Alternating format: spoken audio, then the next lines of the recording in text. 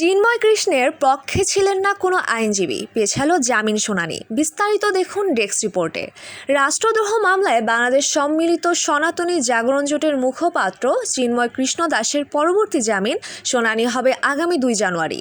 আজ মঙ্গলবার 3 ডিসেম্বর চট্টগ্রাম মহানগর দায়রা জজ মোহাম্মদ সাইফুল ইসলামের আদালত এই তারিখ ধার্য করেন।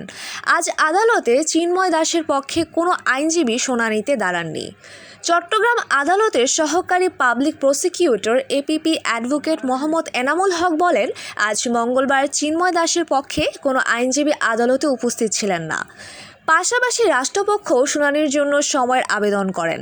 পরে আদালত জামিন শুনানির জন্য 2025 সালের 2 জানুয়ারি ধার্য করেছেন। তবে আজকে চিন্ময়কে আদালতে হাজির করা হয়নি।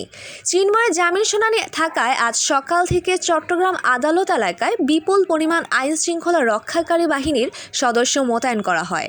আইনজীবী সমিতির নেতা ও সাধারণ আইনজীবীরা আদালত প্রাঙ্গণে মিছিল করেছেন। এ সময় তারা আইনজীবী সাইফুল ইসলাম হত্যা মামলার দোষীদের বিচার দাবি করে বিভিন্ন স্লোগান দেন।